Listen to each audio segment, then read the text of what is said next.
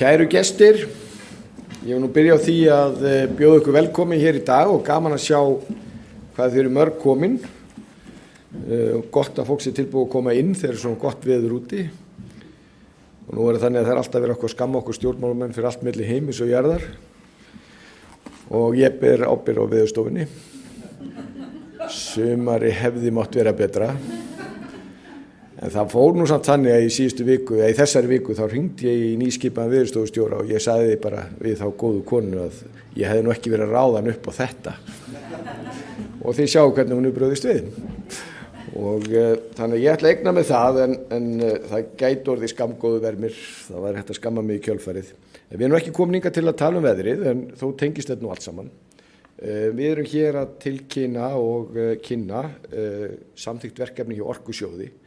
Og Orkusjóður á sér mjög merkilega sögu og hún mjög samofin okkar sögu, okkar Íslendinga. Því að þetta löng saga og þó svo hún hafi einhvern tíðan heiti Raforkusjóður og núna heitir hann Orkusjóður og mun heita Orku- og loftslagssjóður eftir að við sameinuðum sjóður því að við höfum verið hér að einfalda og gera hluti skilvirkari og eitt af því var það að sameina þennan sjóð, öðrum sjóði sem heyrði undir ráðuneyti sem var með svipað hlutverk. Að þá hefur verkefni alltaf verið sama. Það var stofnað Orkusjóður var stofnað 1967, þá var ráðherra Ingólfur Jónsson en þú mátt alveg rekja þetta aftur langt aftur og bara fram á fyrstu áratug síðustu aldar. Og alltaf sama verkefnið. Að við Íslendingar vorum að nýta það sem við eigum sem endurnýjanleg íslensk orka og við erum að taka út innfluttu jarðefnaeldsneyti, áður fyrir var það kol og gas, síðan olía og við erum að setja græna orku í staðinn. Og við erum ótrúlega lánsum að þeir sem undan komu, að þeir tóku þessi skref. Annars væri umhverfi ekki af gott eins og raun ber vitni. Sannarlega verðum við ekki á sama stað í efnahagsmálum, það væri mjög langur vegur frá og svo væru þjóðaröryggismálin okkar á verri stað ef við höfum ekki stigið þessi skref. Þannig orkuskipti 1 og 2 var mikið gæða fyrir íslenska þjóð og nú erum við í orkuskiptum 3. Það aðeins flóknara verkefni heldur en setja heitt vatn inn í hús og setja rafmagn til þess að knýja verksmiðjur og atvinnustarfsemi en það svo sannarlega gerlegt og það ánægjulegt að sjá hvað mikið hefur gerst á skömmum tíma. En ég fekk bara það hlutverk hér að opna og loka, ég veit ekki á hverju það en þarna ég ætla nú að nota tækifærið og gefa Haraldi sem að bæjarstjóri á Akranesi, formaður sjóðsins og var hér áður þingmaður og forystumaður í mörgum málum og það sem eftir hann liggur á þingmannsferlinu sem maður veit nú aldrei hvort það muni halda áfram með einhverjum öðrum tímapunkti það að hann hafði framsögu og framsýn í því að leggja aukna áherslu á þetta sem að hefur skilað sig í því að við höfum gert eins og við gerðum áður, setja fjármuni í það að skipta úr jarðefnaeldsneytinu yfir í endurnýjanlega íslensku orku og ég vil bara biðja ykkur að gefa Haraldi gott klapp því hann ætlar að fara núna hér yfir kynningu á þessum úthlutunum. Gjörðu svo vel, Haraldur.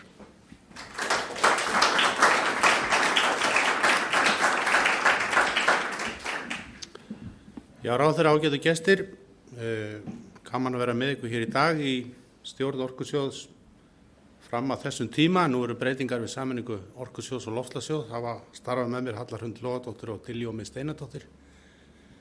Og okkar verkefnisstjóri eða framkvæmdastjóri hefur verið Ragnar Ásmundsson, situr á Akureyri.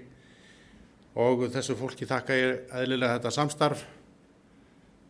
Orkusjóður á stuttum tíma fengið í fangið stór og mikil verkefni og það svona mitt hlutverk hér að segja ykkur frá því fram í hverju við stóðum núna við þessa úthlutun. Hér sjáu þið auglýsingu Orkusjóðs sem eru þessar megin línur sem að sjóðurinn vildi leggja við þessa úthlutun í ár. Heildar upphæð til úthlutunar 900 milljónir króna og það skiptist í þessi 3 megin svið. Og það verður að segjast eins og að sjaldan eða aldrei hefur verið tekið jafn vel við sér þegar Orkusjóður hefur lagt út auglýsingu sem að segja bæði til að mér finnst að sjóðurinn að njóta þess að hafa sýnt að hann getur og verið mikilvægur samstarfsaðili, en fyrst og fremst þetta endurspegla, segi ég, gríðarlegan áhuga á orkuskiptum í okkar samfélagi og að við skildum fá þetta margar umsóknir, verkefni heildarkostnað alltaf 30,3 milljarðar króna, sótt 6,7 milljarðar til Orkusjóðs, þannig að það svolítið vönd og ráða, það eru 900 milljónir til úthlutana og það beðið tæpa 7 milljarða, en þannig þetta, þá líka keppum peningana, það þarf líka að sýna árangur og verkefni getur skilað verulegum samdrætti í því að losa, eða verulegum árangri því að losa út jarðefnaeldsneyti sem svona okkar eiginlega megin mælikvarði í dag, og fyrir utan það við erum líka í verkefnum sem bæta nýtingu raforku og reyna að losa líka raforku og nýta aðra orkugjafa. En aðeins bara áfram hvað fólk að fást við og hvað sótt þá þetta svona safn orða yfir það fjölda mörgu umsóknir sem að komu inn til okkar, þannig að þið sjáið á þessari orðasúpu að það vantar ekki hugmyndirnar og það vantar ekki verkefnin, og þarna inni eru ótrúlega spennandi verkefni, nýsköpunarverkefni ekki síst, og frumleg nálgun bæði á gömlum og nýjum grunni, og dveljum ekki við það mikið lengur, en það fer samt ekki hjá því að þegar við flokkum umsóknirnar svona niður í fjölda umsókna og hver litur sýnir eiginlega fjölda umsókna þessari mynd, að þá eru stuðningur við innviði vegna orkuskiptaða samgöngum langfjölmennasti eða mest fjöldi umsókna í þeim flokki, og ef við síðan sjáum í myndina sem að raða þessu eftir fjármagninu, þá svona megin áherslan þarna hvernig við byggjum upp innviðina, hvernig við náum að leiða orkuskiptin áfram og ekki síst í samgöngum. En án þess að við dveljum mikið við þetta, þá þegar að svona fjöldi umsókna, fjölbreytt verkefni, þá hefur stjórnin notað nánari matsvið heldur en bara koma fram í auglýsingu, og þetta eru dæmi þau matsviðmið sem við erum að nota við okkar úthlutun, og þó svo að hleðslustöðvaþátturinn hafi svona framundir þennan dag, framundir úthlutuna í fyrra verið kannski meginverkefni sjóðsins og eimir svolítið af því ennþá, þá hefur sjóðurinn breytt taktinum þar sem að við sjáum að markaðurinn að leysa fleiri og fleiri staði, og við erum meira þá að horfa til það sem að dreifikerfið eða aðgengi neytendana að hleðslustöðum er takmarkað. Það geta verið ákveðið landsvæði, það eru líka innviða vandamál sumstaðar til að setja upp stórar og öflugar hleðslustöðvar, svo ég nefni nú bara eitt af þessum matsviðmiðunum sem að við höfum verið að notast við. Við komum aðeins nánar að því seinna, og þegar ég segi að sjóðurinn horfi kannski meira til þess að þétta núna hleðslustöðvanetið, þá vorum við að horfa til norðausturhorns landsins núna miklu frekar. Þarna bæði verið að vinna að skammtíma eða skemmri tíma lausnum, þannig að bara að sé í boði hleðsla á stóru hluta landinu, og síðan þarf þarna að vinna líka verkefnum sem við höfum líka komið að leysa innviðamál, og síðan svona öflugri hleðslustöðvaþátt sem þarna á norðausturhorninu, og þetta að sjálfsögðu víðar land sem svona þarf að styðja og svona þarf að vinna að, en þetta var svona megin fókus Orkusjóðs núna þessi landshluti. Aðeins nokkur verkefni sem við erum að stíga inn í núna með stuðningi, ætla að fylgja þeim örlítið örfáum áður en ráðherra tekur hér við aftur. Þá það í fyrsta lagi nýting glatvarma hér upp á Grundtanga, og það ekki bara slæma fréttir ofan á Skaga. Þetta segi ég að sé góð frétt ofan á Skaga, að á stóriðjusvæðinu á Grundtanga sem að þróunarfélag Grundartanga hefur tekið vel utanum, verið unnið að margvíslegum mikilvægum verkefnum og við erum að komast á þann stað núna að virkja orku sem að hefur farið til spillis, þar að segja á kælikerfi eða það sem nota þarf kælingu til þess að vegna reksturs verksmiðjunnar leysist úr læginni heilmikill orka sem að við ætlum núna að virkja. Ég er svo gamall að ég man þegar verksmiðja Elkem var í undirbúningi á vegum Íslenska járnblendifélagsins 1975 á ég er á mínum síðust árum, ég er ekki að fara að þynga aftur, ég er að komast að eftir laun,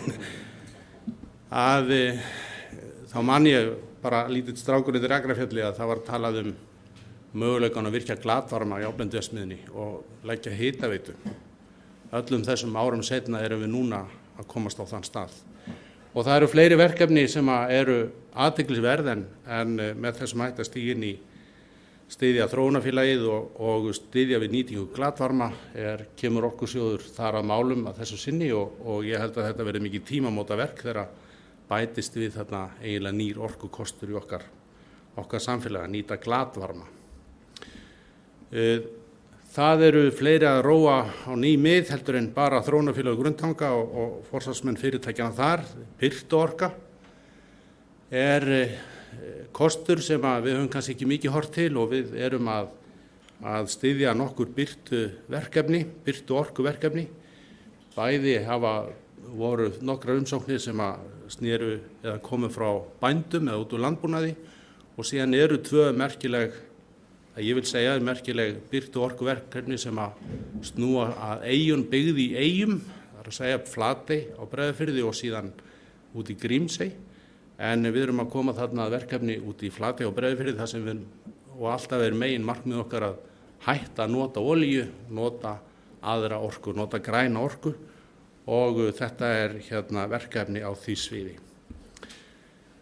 Við Orkusjóður þessinni styrkir núna áfram yfir til sjávarútvegs og okkur ánægja því að geta sagt að við styðjum þá smíði á fyrsta íslenska rafmagnsbátnum sem verður byggður hér frá grunni í Trefjum og við erum að koma stuðningi við reyndar orkuskipti, breytingar á eldri bátum í strandveiði og hvalaskoðunarfyrirtækjum en ég held að séu nokkuð tímamót þegar við getum sagt að við erum að styðja fyrsta íslenska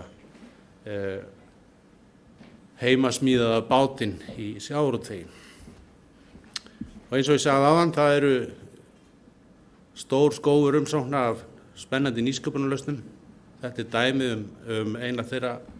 ein af þeim sem menn að beita hugviti, virkjun orku, sætvindverkefnið, virkja vindorku með gámalausnum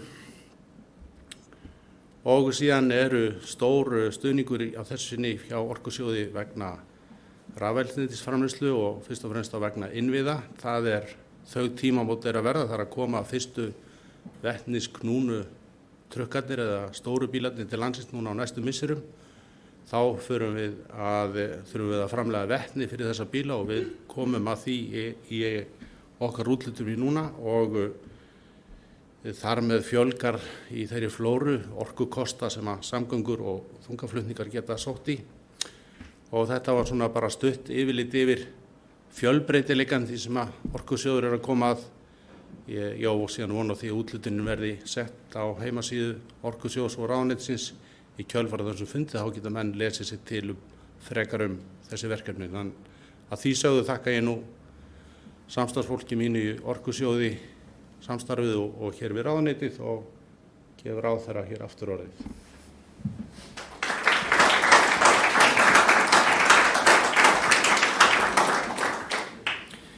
Já, takk fyrir það og eins og kom fram hjá Haraldi formanni að þá verið að fara hluti sem við getum líka sagt að við löngu erum búin að gera, við erum bara ekki búin að gera og það til dæmis að nýta glatvarma sem alveg ótrúlega spennandi. En hérna og mjög margt annað sem að krefst hugvits og framsýni.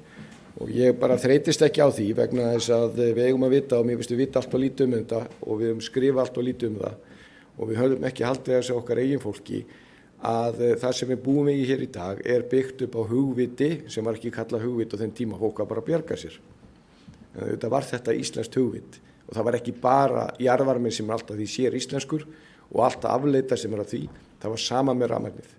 Árið 1950 voru 530 smávirkjanir á Íslandi og flesta voru byggðar ef ekki allar af lítmenntuðu alþýðu fólki sem var eins og hét á þeim tíma að bjarga sér. Og ég hef séð til dæmis komið á Hólmi sem rétt við Kirkjubeðaklaustur, en Bjarni frá Hólmi var nú vel þekktur. Hann byggði á sama tíma og Elliðaárstöð var byggð hér með bestu mögulegu tækni og verkfærum, að þá byggði hann á sama tíma virkjun að Hólmi, fyrstu virkjunum sem hann byggði, og hann náði í efni úr skipum sem hefðu strandað á sandinum. Og hann byggði 100 og dó langt fyrir aldur fram. Og virkjun númer 2, hún ennþá og búin að vera í gangi í 100 ár, tæplega, og sinnir ennþá sínu hlutverki. Og við erum aftur að fara á þetta, ekki þetta, við erum kannski ómikið að ræða virkjanir, því þetta sýnst líka aðra lausnir sem að meðal annars voru kynntar hér. En ég vildi svona aðeins vekja athygli á því, að því að margir hafa áhyggjur af því að þessum svo kallega hleðslukvíða, ég uppáhalds pislahöfundur minn skrifaði það daginn, hann óttar læknir og var alveg að fara yfir út af þessu. Hann að hverfa úr íslensku samfélagi vegna þess að okkur tekist mjög vel til að þétta netið. Og þannig ágætis kort sem að sýnir það, þar sem nýjar hæðstöðar og gámarhæðslu og trukkaleiðslu, þetta er ekki tæmandi, sama það hér, þetta eru nýju hæðstöðnar sem að koma, það þessa grænu. Með öðrum orðum, við erum að loka hringnum og við erum í algjöri sérstöðu. Þú getur auðvitað fært rök fyrir því að land eins og Luxemburg sé einhverjum svipuðum stað, en ég var nú eitt sumar í Luxemburg, það miklu minna en við og svona auðveldar að fara yfir. En það magnað í okkar stóra landi með okkar fá íbúa við sem komin á þennan stað að þú getur keyrt með rafbíl. Þó hann sé ekki með mikla dregni, nýju bílarnir með mjög mikla dregni, þannig að þetta litlar áhyggjur, en við erum bara að koma okkur á þann stað að við þurfum ekki að hafa áhyggjur af hleðslukvíðanum. En ég vildi aftur þakka ykkur fyrir að koma hér og þakka Haraldi Benediktssyni fyrir kynninguna, og ég vil þakka sömuleiðis stjórn sjóðsins og starfsmönnum fyrir vinnuna. Eins og kom fram að þá alltaf erfitt að útdeila litlum fjármunum þegar mikið í sjóðinn sótt, en það eru góða fréttir og þetta ekki síðasta úthlutun, og eins og ég nefndi að þá erum við núna búin að sameina orku og loftslagssjóð til þess að vera með sterkar einingu, og við ætlum að halda áfram ótröð í því að klára orkuskipti 3, og við getum þá, þegar við erum búin að því, þá geta þeir sem að það geta börn og barnabörn okkar verið jafn stolt af okkur eins og við erum af okkar forfeðrum. Og með þeim orðum þá segi ég þessu slitið og þakka fyrir í dag.